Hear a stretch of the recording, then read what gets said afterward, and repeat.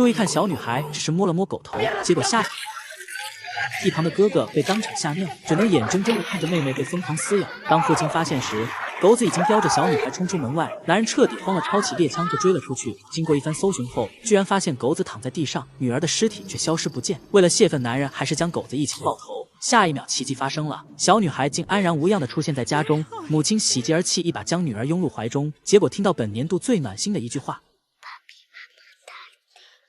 母亲以为女儿吓坏了，并没在意，结果刚一起身，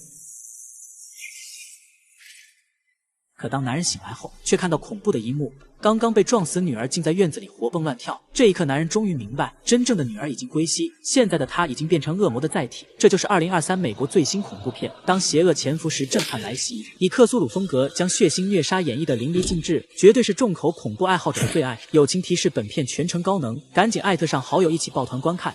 这天深夜，树林里突然传来几声枪响，胡弟以为有人在偷猎。第二天一早，俩人带着猎狗到树林搜寻，不料发现一具被完全截断的尸体。二货弟弟推测是美洲狮干的，但胡子哥却不这么认为，因为伤口很明显是被利器切开的，而且尸体旁还散落着一个行李箱，里面有大量驱魔工具和一张带有标记的地图。为了一探究竟，二人按照指示来到一处农庄，向大妈询问后，终于得知原来死者是一位驱魔师。大妈本想请他来杀掉自己的大儿子，没想在半路就被残忍杀害。一听大妈要杀掉自己的儿子，两人赶紧进屋查看，不料眼前的一幕让他彻底震惊。大壮整个人肿得像肉球一样，身体上长满脓疮，而且嘴里还不断的流脓。如果有人能看着他吃下鲱鱼罐头，那才是真正的狠人。大胡子被恶心坏了，赶紧跑到警局报案，表示大壮已经被恶魔附身。可警方根本不关心此事，只想吃饱喝足了坐等下班。无奈之下，他们只好找到村长帮忙。原来他早就得知此事，那晚收到大妈的求助，本想一枪崩了大壮，结果被大妈当场拦下，因为在他们这里有个禁忌，不能用枪杀死被恶魔附身的人，否则会被恶魔占据身体和灵魂。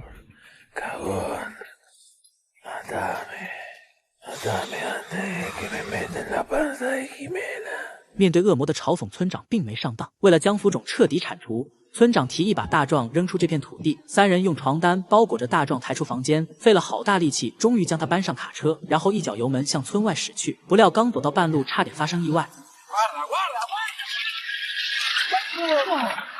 还好村长反应及时，成功躲过一劫。可当他们开到300公里处，却发现大壮的尸体消失不见，只在车上留下一些脓水。三人以为已经离村子很远了，并没在意。可他们并不知道，这正是恶魔留下的死亡印记。第二天，羊圈里就发生了可怕的事，一只公羊居然调戏他怀孕的妻子。村长见状，立马停放冷枪，所有羊都吓得四处逃窜，只有被恶魔附身的山羊一动不动。面对强大的气场，村长再次举起猎枪，妻子急忙拿起身后的斧头，劝村长千万不要开枪。谁知山羊直接走到村长面前，将额头顶在了枪口上，这让他突然想起大壮所说的话：嘿，到你媳妇肚子上玩会儿。谁知下一秒，随后妻子就像被恶魔附身一样，不受控制地跪在2具尸体面前，用斧头劈向自己的脑袋。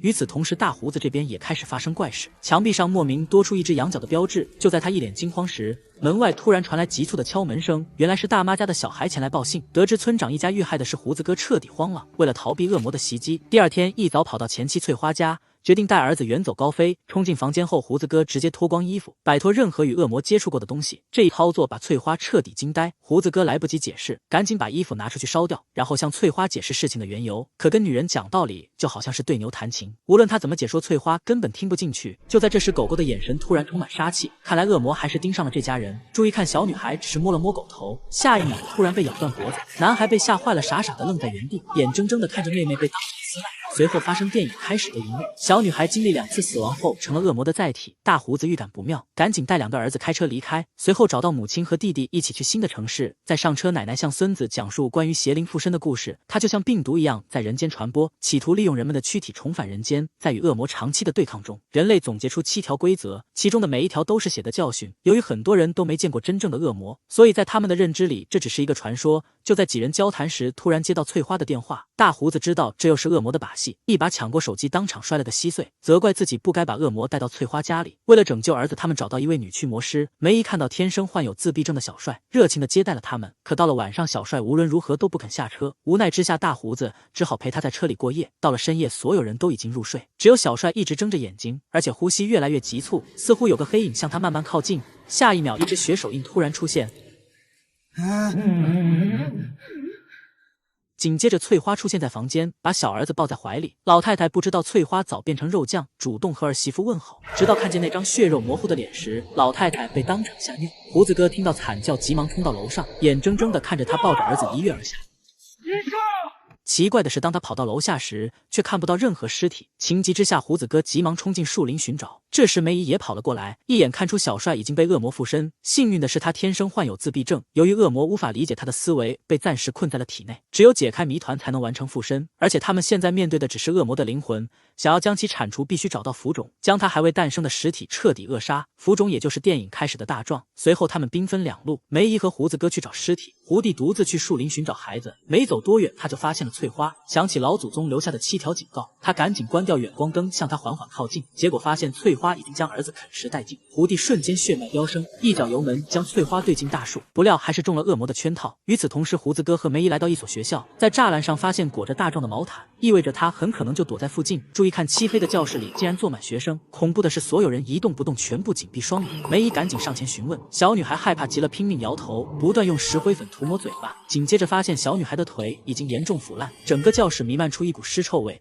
梅姨被恶心坏了，急忙跑出教室，表示她也没见过这种情况。恶魔居然用这群孩子将大壮藏了起来，现在她也不确定自己是不是恶魔的对手。就在这时，一个小男孩推着自行车来到学校，他正是村长当时差点撞飞的男孩。胡子哥赶紧上前询问，没想到他比翠花还犟，不管问什么就是一言不发，丢下自行车直接跑进教室。就在两人一脸疑惑时，小男孩又跑了出来，表示大壮正在数学老师家补作业。胡子哥想都没想，直接冲上汽车。就在这时，一个女孩突然出现，表示刚才的男孩在撒谎，其实大壮正在他家和妈妈斗地主。胡子哥听后瞬间暴怒，谁会看上300斤的胖子，冲下车将小女孩暴揍了一顿。梅姨怀疑两个孩子都在撒谎，大壮肯定被他们藏在学校。看着女孩腿上的石灰，胡子哥突然想到什么，直接来到学校舞台，发现上面有一把锤子和许多散落的石灰。当他掀开松动的木板后，竟看到毛骨悚然的一幕，狭小的空间里竟塞满了尸体，在上面撒满石灰，就是为了掩盖大壮的气味。胡子哥终于看到希望，像打了鸡血一样搬开上面的尸体，终于看到那张肉嘟嘟的大脸。梅姨见状，赶紧组装驱魔装置，现在只要将大壮抬出，把驱魔针插入他的后脑，就将恶魔彻底消灭。可成对300斤的一坨肉，胡子哥根本提不动。这时小女孩表示办公室里有把消防斧，可以帮他撬开更多地板。梅姨怀疑这是恶魔的圈套，劝他不要离开。此时胡子哥内心早就充满怒气，妈的，把仪器放倒不就行了吗？非要我把他抬出来。可为了拯救儿子，他敢怒不敢言，立马跑去办公室拿斧头，结果发现里面根本没有斧头，刚一进门就被他们反锁了房门。紧接着就看到梅姨被小女孩活活敲死。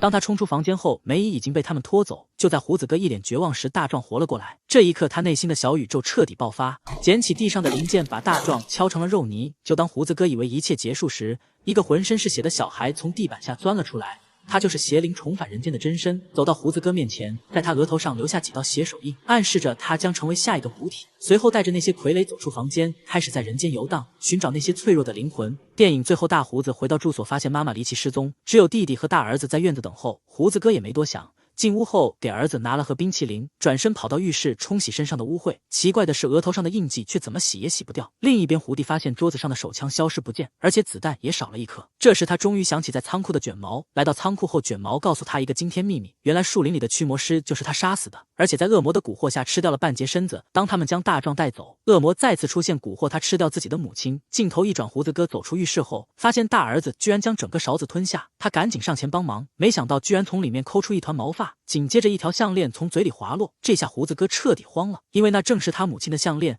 原来当所有人离开后，大儿子在恶魔的蛊惑下吃掉了他的奶奶。得知真相后，胡子哥彻底绝望，跪在地上哭得撕心裂肺，指责老天爷撅着屁股看天有眼无珠。本来是帮大妈做好人好事，结果却搞得自己家破人亡，短短几天就结束了自己缺心眼的一生。